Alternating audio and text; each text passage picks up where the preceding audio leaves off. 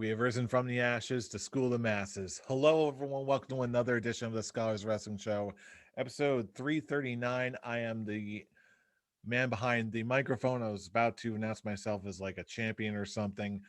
Anyway, screw it. You know who I am. I am Scholar Jeff. Joining us this week, as always, the undisputed scholar himself, although he is not currently holding a belt, Scholar Tarek. Scholar Tarek, how are you doing this evening, sir? I'm doing as well as I can be.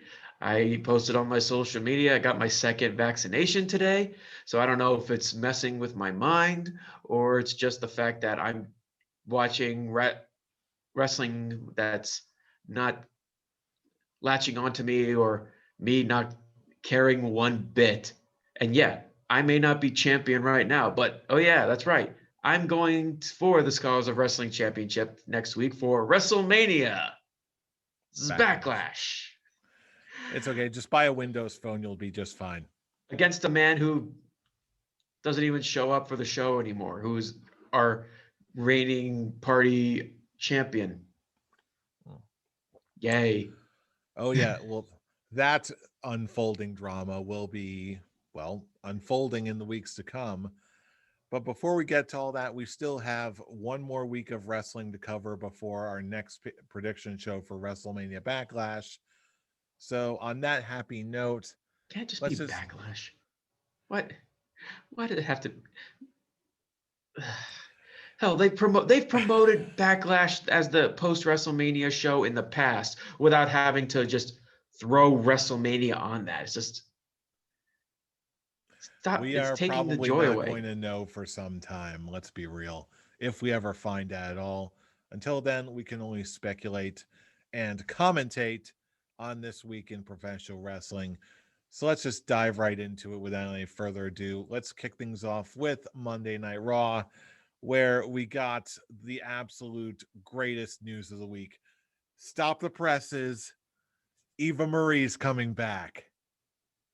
Trying to bring back, trying once again for the gimmick Vince McMahon has been trying to give random numbers of women for the past so and so years as just that one hot one. To think we lost Samoa Joe for this. We've lost Samoa Joe. We've lost Billy Kay. We lost Peyton Royce. We lost Mickey James. All for Eva Marie. Whoop-de-doo! Yay! Ooh. Even being sarcastic doesn't even work for me right now. Okay, honest question, honest to God question. I have heard reports that she does still have a lot of social media followers. She has some hype from the mainstream of sorts coming in. Honest question, do you know personally anybody who is legitimately looking forward to Eva Marie coming back? No, not at all. Again, it's just trying to bring her back in a gimmick that Vince McMahon has been throwing on so many different women for the past so and so many years. First, with including Eva Marie herself as just sexy. That's the gimmick. I mean, the most recent one that they did, Carmella, and she's even slowly reverting back to her older gimmick. You have Lana, you have Emma with the Emelina gimmick. You have Eva Marie, like I said, something that she's had before. And it's just, look, Lana. Vince McMahon is so desperate to bring that one sexy woman character to life.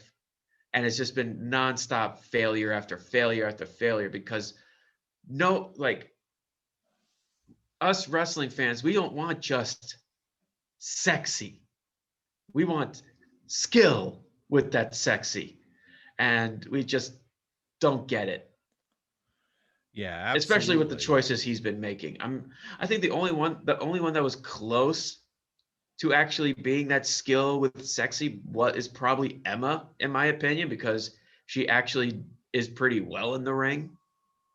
Everyone else is just at that point is just, are they really that, like, they have the look, but do they have the skill to put on matches that are at the level that they're pushing this person? And short answer, no. Yeah, and that's what's making me think here. Like again, the people who have claimed, oh, she's got so and so how many Instagram followers. Like we said, we don't we two personally do not know anybody who's actually excited about this, let alone even know who Eva Marie even is. If this was some time ago and a lot of people still had eyes on something like, say, Total Divas, I can almost see that. But then again, she was way too green at the time, so obviously nothing stuck. And at this point, yes, she's got all these Instagram followers, but I have to ask the question, is how is that going to translate into actual viewership numbers on Raw or SmackDown? It's not. Simple answer. It's not. It's not gonna. It's most likely gonna be on Raw because I don't even think I've seen Eva Marie promos. Even though, oh wait, they just started this week. I didn't see an Eva Marie promo for tonight's episode of SmackDown. You're right, So you did it's not. So it's so it's you're right. it's obviously she's going to Raw, and see, we all know how Raw is right now. This is gonna do jack shit for numbers. It's not gonna do anything. If anything, it'll Most probably likely just go not. lower because it's just, oh great, because it's still it's the wound is still fresh with Mickey James, Billy Kay, Peyton Royce, Samoa Joe, people who actually have in-ring talent, especially at least women's side, especially Mickey James. And you're just bringing Eva Marie. It's all at the cost just to bring Eva Marie back. Granted, she's not. It's not like they lost their jobs because she's coming back. It's just, oh, we want Mickey James. We want the Iconics back. Well, okay, I'll give you something better. Eva Marie. Let's all just ignore the fact that it's imprinted in our heads. They don't realize imprinted in our heads. Even the time with Eva Marie was just so green that it's not even funny. She's not going to get past that. And it's not going to bring any numbers in. It won't. If anything, it won't bring the level of like what Bad Bunny brought when he was showing up. Absolutely not. At least Bad Bunny did have some credibility and visibly worked hard in front of everybody. But then again, speaking of working hard and unexpected returns and call ups and whatnot, I can honestly say that I did actually get something I was hoping for this week. Every On single Raw. time, yes, on Raw. Okay. Every single time there is a Saudi Arabia show, I keep asking the same question every single time. Why the hell aren't they using Mansoor on television? Well, now they finally upgraded him. Now they finally officially signed him to Monday Night Raw, threw him again in a match against Sheamus where he lost by disqualification. Breaking an actual undefeated streak that he's had for quite a while, maybe even to this point of years, because he has not that many matches, and when he does have matches, uh, it's on something like NXT or main event type level where the where simply put, no one's watching it. I was like, not even like maybe the hardcore fans, but the hardcore fans don't watch main event. And I don't even remember really the last time Mansoor was on NXT. I think I can't think of one. the most recent times we saw him was the Saudi Arabia shows. And yeah, with that, he still had an undefeated streak. I think 39 or maybe somewhere in the early 40 winning streak. Yeah, it's not And immediately they jumping to mind right now. and they completely screwed that up with a DQ loss and Sheamus standing tall over Mansoor and Umberto Carrillo, who caused him to have his first loss in so and so many years. Then again, if we're also talking about just regular mainline WWE, at this point, I have to honestly ask, given the kind of character and presentation Mansoor has right now, I have to ask, does it even matter right now? Nothing matters. When it comes to WWE, nothing matters. I'm trying so hard to go back to my one rule with one F bomb a show, but I was so close to dropping one right now. But yeah, no one cares. Nothing matters in WWE right now.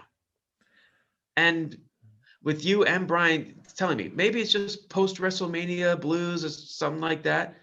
But I've it's been a long time since I've actually felt this way when it comes to, especially when it comes to like post WrestleManias. At least when it comes, even like in past post WrestleManias, I've had something to actually look forward to, something that actually caught my interest. But now it's reached that point where the times in WWE's hit me so hard that all the shit that I've gotten invested in the past has led to nothing but disappointment. Now there's just absolutely nothing that can be done really to make me interested. Well, I first of all, I do hear what you're saying, but then again, I'm also looking at the rest of this week in wrestling, and immediately after that, after this Monday Night Raw, we also got NXT, which kicked things off right out of nowhere with a fantastic match between Leon Ruff and Isaiah Swerve Scott.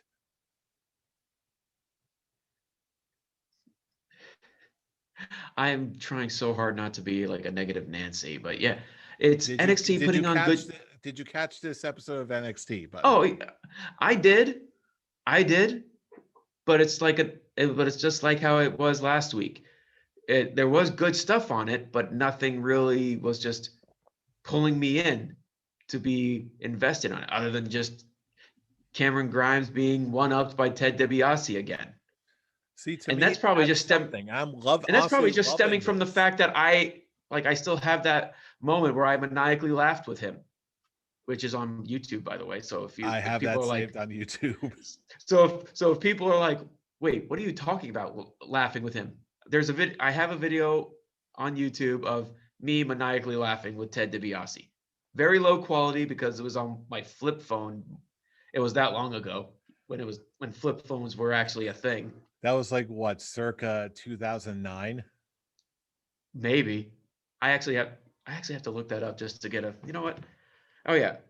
But yeah, when it comes But to what NXT, the wrestling is great, but it's nothing catching my interest. Maybe like that's why like the ratings aren't really going as high as I personally have been hoping that they've been getting, because personally I feel like the show is good enough for people to actually be invested and actually taking the time to watch it.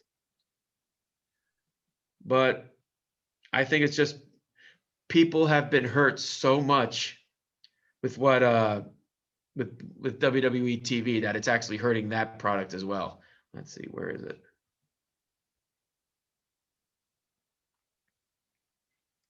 I don't know. I have to confess, I was looking through things on YouTube while the camera was not on me, but I have not yet been able to find it. I'm sure you will have better luck. But while we're on NXT, we did have a title change. We've got a change of the women's tag team titles. We had Candice LeRae and Indy Hartwell defeat Shotzi Blackheart and Ember Moon for the women NXT women's tag titles before getting or after rather having the little Pomeranian doggy of uh what's her name pooping in a tank somehow. Oh yeah, that happened too. Yeah, doggy Oh pooping yeah, in the that happened too. yeah, nothing like poop jokes. Then again, the dog was cute. Sure. Okay, I found the video. The time is 8 years ago. So June 2nd, 2012 is when I posted it. Okay, off by only 3 years. That 4 years actually. That's all right. Wasn't that off? It's like, yeah.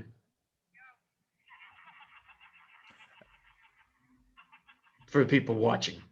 Ah, there it is.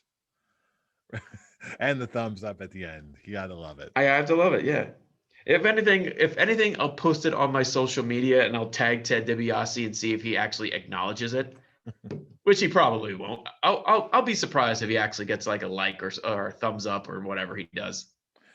Yeah, if you want to see it for yourself, I'm sure we'll put it on. Tark will either put it on his social media, or if I can dig it up, maybe I'll put it in the description of this video. Take a look. You know, fun little memories all around. I'll post the link on our discussion just so we can put the link on the video as well in the There you go. description below. Boom. There we go. Yeah. I'll do both. Yes. Post it myself and yeah, link And it. speaking of doing both, we also had AEW and their famous blood and guts match, which is their way of doing war games. And honestly, I heard the criticism. I understand the criticism. I heard that, yeah. Shut up. But but you know what? I legitimately like this match. I think it's tied with Swerve and Leon Ruff for the match of the week.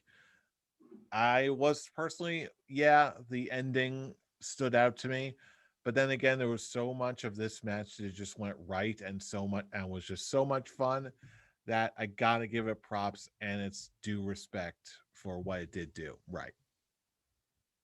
I agree. It was, as I said to you guys after it happened, I did like it. I didn't love it, but it got a very good passing grade when it comes to what they were going for and them succeeding or not, which again they did. It was just once again the whole thing where it like I was watching, but nothing was just like, oh my god, that was awesome.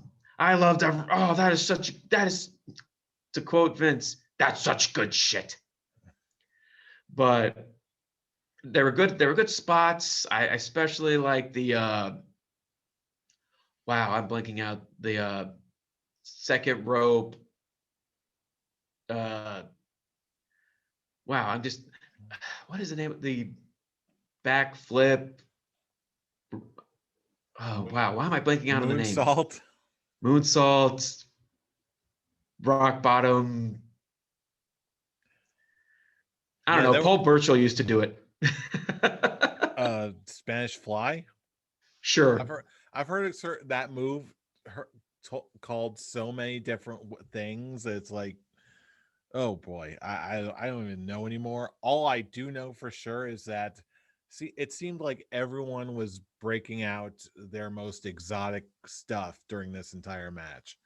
Whether I it's agree. regardless of how athletic you are, regardless of anyone's size or agility or whatever, it seemed like everyone was legitimately putting in some serious work and they made use of who they were and what they did.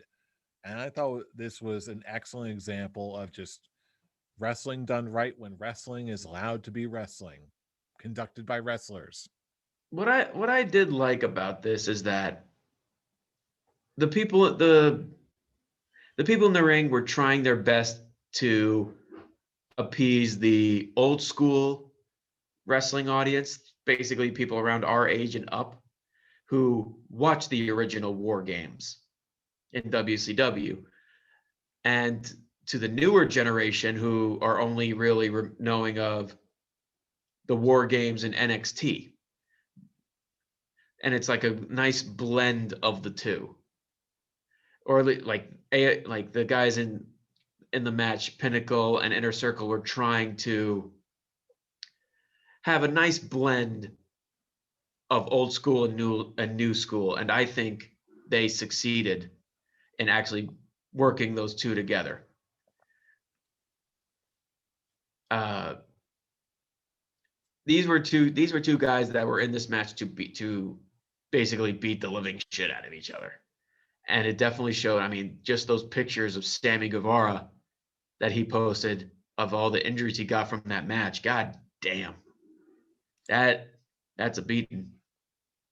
Oh yeah, Sammy Guevara definitely.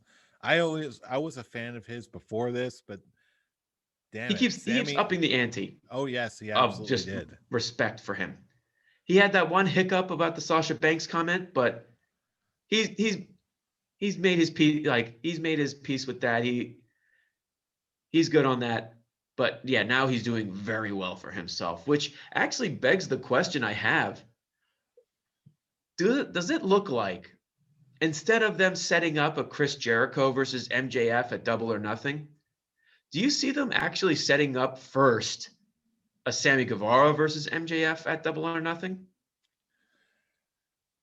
An interesting idea.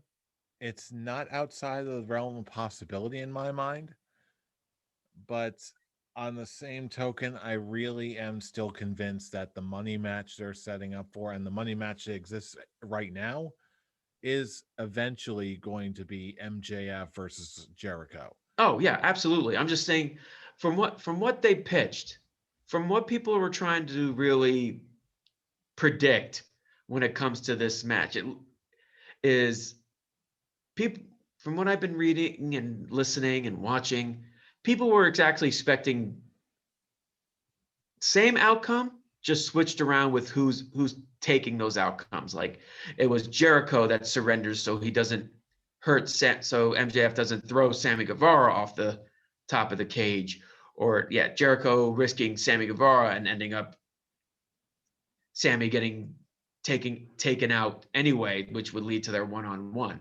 But it looks like it's the other way around, where since it was Jericho that took the bump and Sammy was trying to save him with the surrendering, it looks more like they're setting that up. I mean, to be fair, they actually have the history to actually have a one-on-one match between each other. I mean, just when MJF was in the inner circle, he was the reason Sammy walked out in the first place. So yeah, there is story to go with enough story to build on that one-on-one match that will inevitably lead to MJF versus Jericho in the future. I absolutely agree. And the only thing that's going to dictate that pace is the chronology of when they're going to make all of these matches happen. If Mm-hmm. there's a little bit of time left before the next big show that they've got, like a Double or Nothing, probably not. If it's because I believe Double or Nothing is at the end of May, correct? Correct. Mm-hmm. Yeah, so I think in that because of that, because it's this later on this month, I'm thinking, yeah, there is some validity to that, and they might set up if they do want to stretch this out, which they very easily could. I'm thinking that you may be right, and they may end up setting up for MJF versus Sammy Guevara while Chris Jericho recovers, and then they'll use their big blow off money match over the summer. Mm-hmm. But before we move Maybe. on from AEW, did want to get your quick insight into what they seem to be setting up for the world title scene with Kenny Omega. As next week it was announced that we were going to be getting Pac versus Orange Cassidy for a #1 contenders match. It makes sense with the win with their records of the year so far. Yeah, The battle of the undefeated guys. It's yes.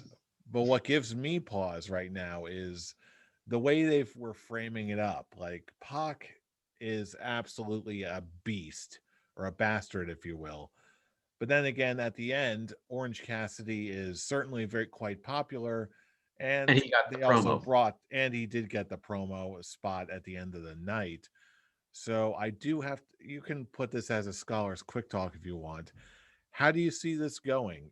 Will Pac end up getting the main event push, or will it be Orange Cassidy stepping up to a world title match? What do you think? I think they're going to want to put Orange Cassidy in getting a title match. A part of me just doesn't see the heel versus heel. I mean, it won't be the first time AEW has done that, but I don't know. Con- I see them just conventional wrestling logic does win the day here. yeah. Granted, I think both guys would put on a great title match against Kenny Omega, even though who the hell are we kidding? Stemming back from our discussion last week, neither of these guys are winning the title or taking the title off of Omega. Hey, fair enough. But again, before we clear out for tonight, we would be remiss if we did not talk about the the throwback SmackDown episode that aired just a few hours ago. Uh, and I even posted this on my social media. I'm going to present it to you now. Why does it seem to me that whenever there's some sort of throwback episode, the first person they call is always Teddy Long? Is this just me, or is this a thing that's happening? No, it is a thing that's happened. That happens a lot. Granted, this time actually works more because he was SmackDown general manager for so long. I think he's the only person that's actually been general manager for either show the longest. So it just makes sense for him to be there. Now I'm just going to I'm going to talk about what I posted on social media. If you're going to have an old school episode of SmackDown, have it actually be an old school episode of SmackDown, not an old school WWE show. Yeah, and It it didn't just seemed feel like it. this one seemed phoned in. Absolutely. Oh, it definitely was phoned in, and I was really looking for this was a WWE show that was pushed in the 80s, which SmackDown wasn't around in the 80s. So it That just didn't that threw fit. me off right away. Like, Hell, they even acknowledged the first show was 1999. So no joke. I was really hoping that the episode of SmackDown opens up with I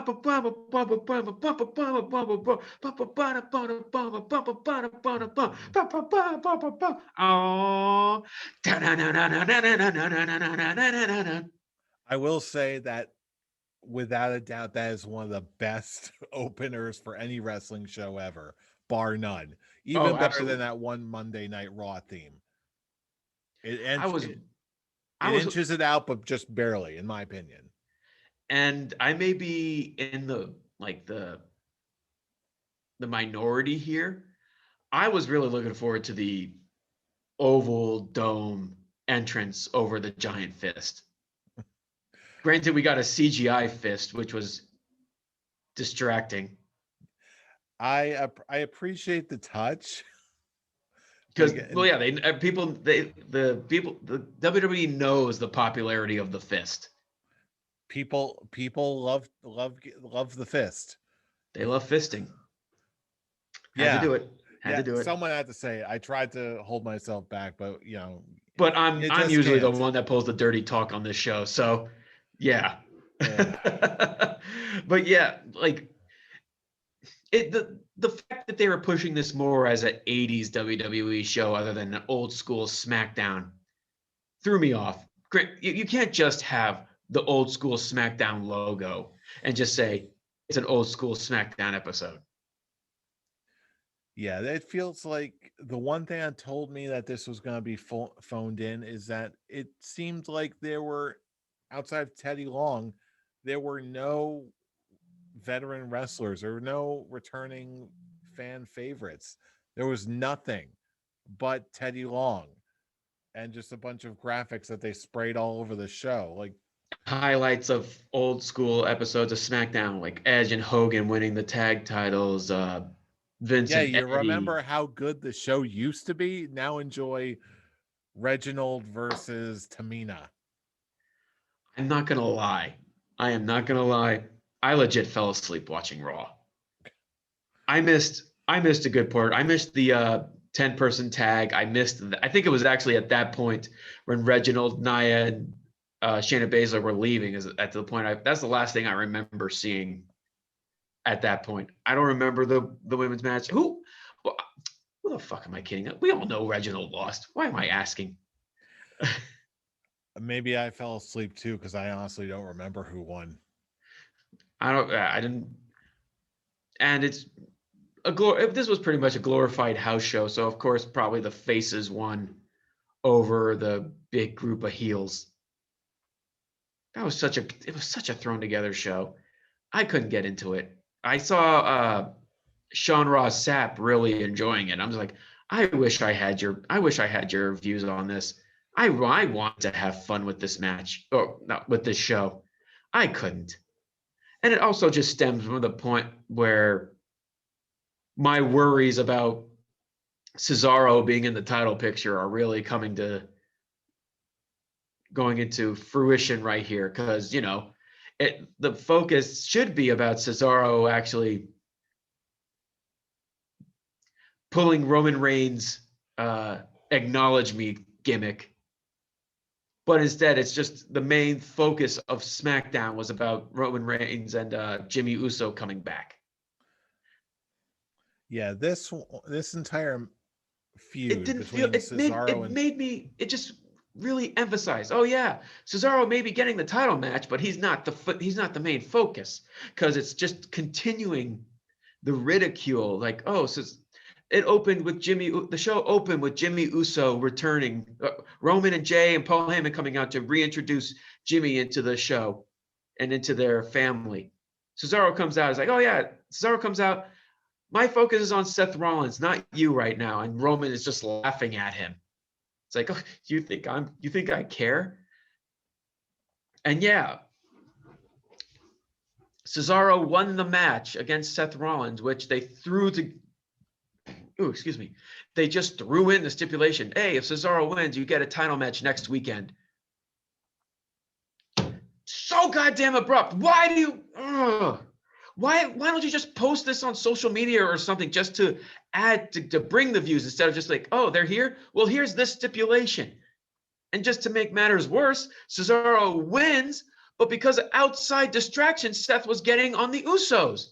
So in a way, they had Cesaro basically win because Seth Rollins was distracted. Why couldn't they just have Cesaro get a clean victory without having Seth Rollins getting the distraction? It just doesn't. It's not boosting Cesaro's momentum. And yeah, he wasn't shown throughout the rest of the show until the end, which is them getting distracted off of their stupid storyline. Again, I should be ecstatic that Cesaro is getting a title match. And because he actually is in the title picture, yay, I'm happy. But because the focus is not on him. The focus is not him earning the title match, him earning the spot as a main event star. Why the hell should I care? Why the hell should I care when they're not caring, when he's the least thing focused on this feud? Hell, Daniel Bryan got more focus on their feud. And I think that's where this feeling of mine comes from. This feeling of I've had my heart broken too much over the past year, where at this point I'd love to believe that Cesaro could win it, but at this point I'll believe it when I see it. And it's still like, I want to see it too. I want to see Cesaro hold up that world title. But the only thing it's not the only thing. The one thing that, the top thing, better put, that keeps running through my mind is Vince McMahon on that Stone Cold Steve Austin podcast, when Stone Cold asked him why hasn't Cesaro gotten that big push, is because Vince McMahon doesn't see that thing in him. He doesn't see him reaching that brass ring. So right now, Cesaro is just the filler feud, and it honestly pisses me the hell off. Yeah, he stood tall at the end of the show, which is great, but it's also, the main focus is the Usos and Roman Reigns story. And when Cesaro was landing the neutralizer on everyone, or at least on Jay and Roman, they kind of stiffed him. If you actually watch that again, both the guys kind of stiffed Cesaro, and the neutralizer came off looking sloppy. Okay, it's not just me then. I was like, okay, something seemed a little bit off about those last couple neutralizers, but it It's wasn't because immediately apparent to me. they didn't let Cesaro pull them up fully. They just basically collapsed. and it just came off very sloppy. And I was just like, oh wow, that's very dick of them. I don't, because it just did, the fact that both of them did that, like it happened on both occasions. It just was like, oh man, are they just stiffing him? Because Hmm. fuck that. I can't. Indeed. I can't.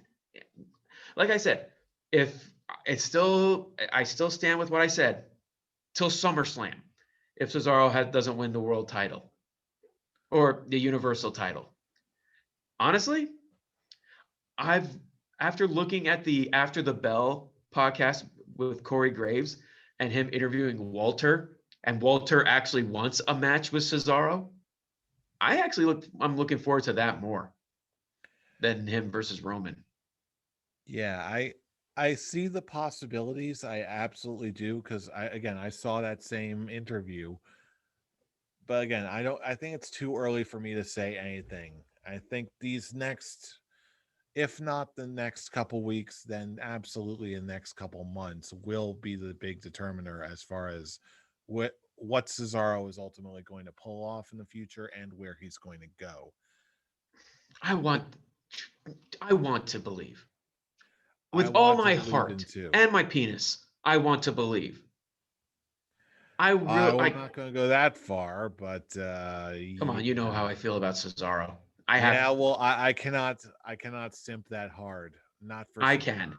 I Well, want good him for to. you. Well, I want it so bad. I want that Cesaro so bad. But okay. Now we're at the point of the show where we're turning over to you, our wrestling listening, viewing audience. What did you think of Raw? Are they on the upswing? Are you excited about Eva Marie? Are you excited about Mansoor? Are you excited about Cesaro? Physically, spiritually, mentally, emotionally, With that, yes. superficially, or otherwise?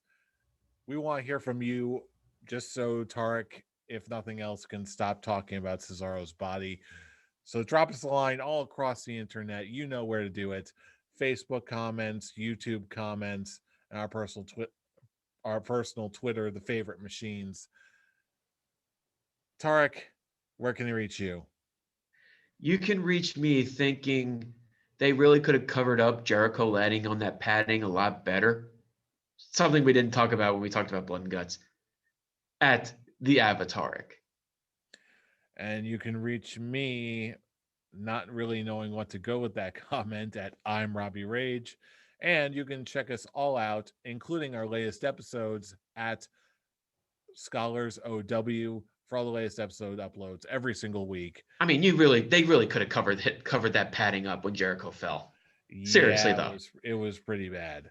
hell, Shane McMahon falling off the cell through an announce table, and that padding was actually covered up better than what they did. I mean, Absolutely. granted, I'm not one of those people who are thinking, oh, he shouldn't have had padding in the first place. Like most people are like, oh, I'm not one of those like fickle fans that people are bringing up. It's like, oh, these people are upset because what happened with Matt Hardy, but are upset because they didn't do, like they protected Jericho too much. I don't want Jericho to land on concrete floor. So I want I him to don't want land.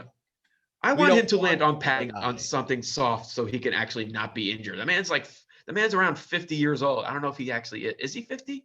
I think he's approaching it. Yeah, I don't want him to have a legit injury. They just could have done better with that.